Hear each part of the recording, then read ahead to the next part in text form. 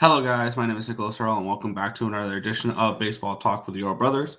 And today we have an interesting topic to talk about because a few days ago, August 15th, or actually it would be August 16th, is the first day that you can call up prospects where they can retain their rookie eligibility for the following season. So you'll see teams call up some of their top prospects and things along those lines after August 15th. So they are able to hold on to that extra year of service time and things along those lines.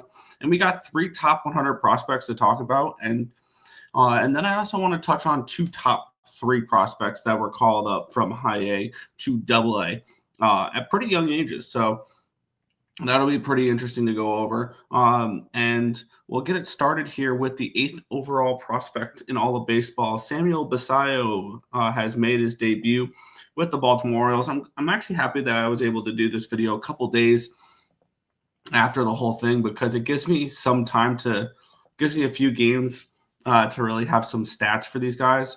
Samuel Basallo has hit the ground running. Granted, only 3 games, 10 at bats, but he's hitting 300, 364, 400 for a 764 OPS. He does not have a home run yet. I think he was robbed in one of his first at bats of a home run, but he has 5 RBIs already in just 10 at bats.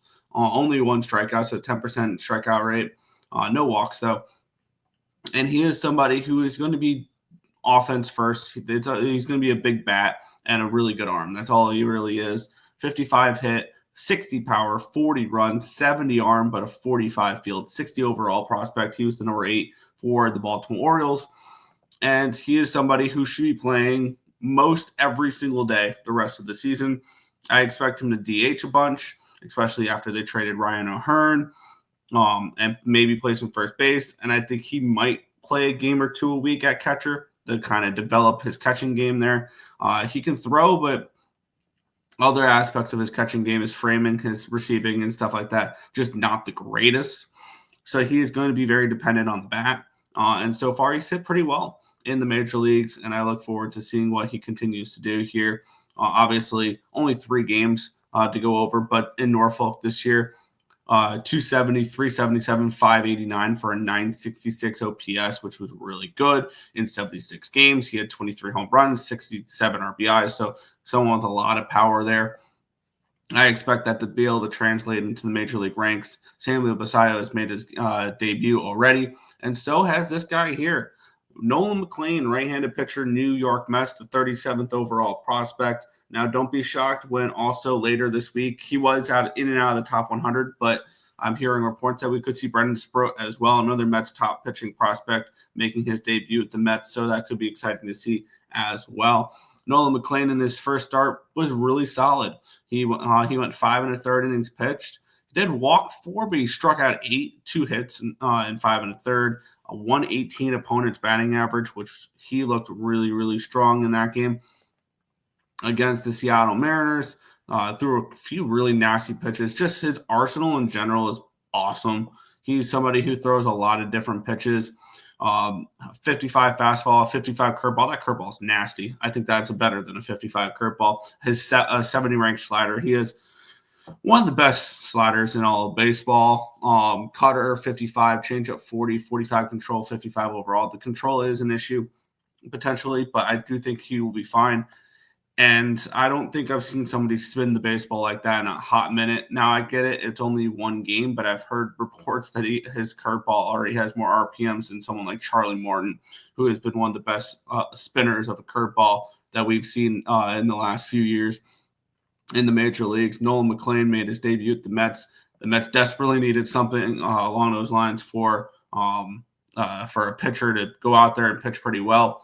And Nolan McLean was able to do that. And I think Brandon Sproat might be making his debut sooner rather than later in New York as well. Also, someone to mention with the Baltimore Orioles, Dylan Beavers also made his debut. He is not a top 100 prospect, but he is one of the Orioles' top prospects that also made his debut after that.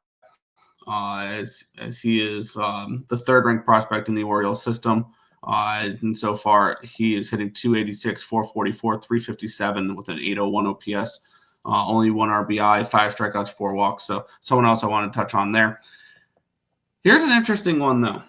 And I say interesting because he is somebody who was called up a day before this deadline, the August 15th deadline. And it's Owen Caissie of the Chicago Cubs, the 45th ranked prospect in baseball. He's been up with the big club for almost a week. He's gotten into 5 games. He's had 14 at bats. He's hitting 286, 286, 500 for a 786 OPS. He has 1 home run, 4 RBIs, no walks, but 4 strikeouts. In Iowa this year, and he'd been in Iowa this almost 2 full seasons, just because the Cubs really didn't have a place for him. Between having Seiya Suzuki and Happ in left field, and Pete Crow Armstrong and Kyle Tucker, there's just nowhere to place him. He was hitting 289, 389, 566 for a 955 OPS in Iowa this year. He won the best hitting prospects in baseball.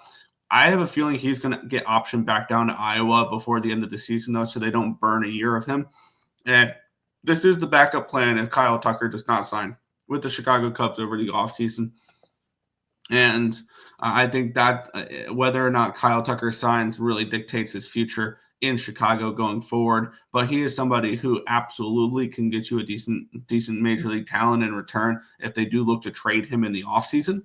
So that's something to keep in mind as well. Owen Caissie was the 3rd guy around this time getting called up. Obviously, there's Dylan Beavers as well that we mentioned, but Samuel Basallo, Nolan McLean, Owen Caissie, the 3 top 50 prospects. Nobody outside the top 50 was called up to the major leagues after this August 15th deadline for them. I mean, we've seen some guys make their debuts like Alex Freeland of the Dodgers. And Logan Henderson, Cam Schlittler of the Brewers and the Yankees, but not anybody that's going to retain rookie eligibility for next year. A couple guys I want to talk about though, getting called up or promoted. Connor Griffin, the number 1 overall prospect in baseball, has been now called up to the Altoon Curve. With high A Greensboro. He hit 325, 432, 510 for a 942 OPS in 51 games.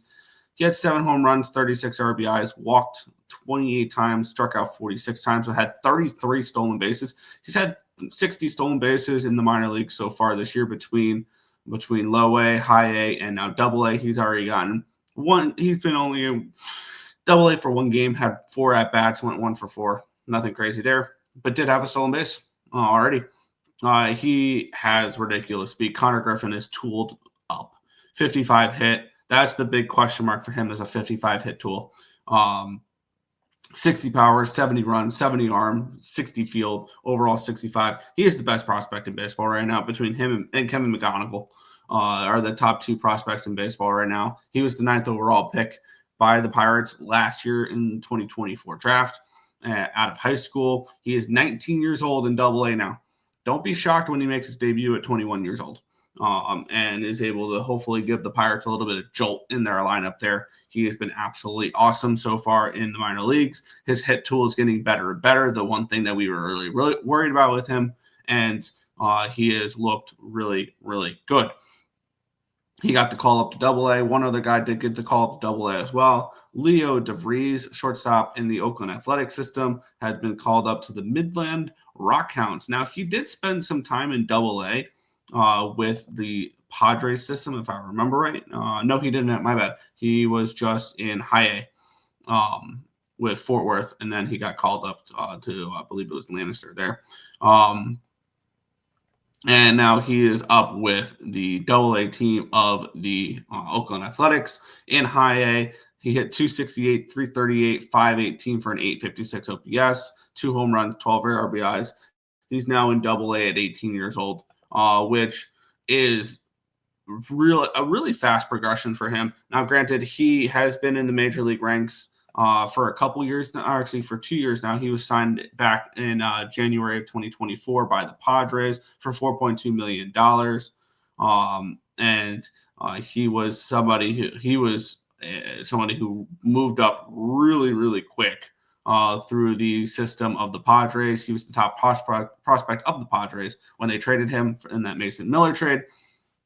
And now he's in Double A with the Athletics. I think he's somebody in a couple of years could be in Las Vegas with the A's and joining that lineup at like 20 years old. He is somebody who absolutely could move up quickly, where we could see him in AAA maybe halfway through next year and then making his debut in the major leagues opening day 2027.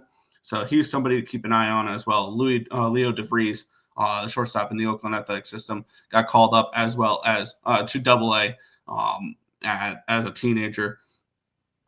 Same as Connor Griffin. But those are all the promotions that I wanted to talk about for this video. Samuel Basallo, Nolan McLean, and Owen Caissie have all made their debuts. I have a feeling Caissie's going to get optioned back down, though. Connor Griffin and Leo DeVries from High A to Double A. Also, I noticed Jesus Mate, the 5th overall prospect in baseball, is now in High A. Some other guys, JJ Weatherholt is in AAA, and so is where is he? Travis Bazzana as well. So a couple guys making moves up as well. But that is going to do it for this one. I want to thank you guys as always for watching, and we'll catch you guys in the next one. Peace out, guys.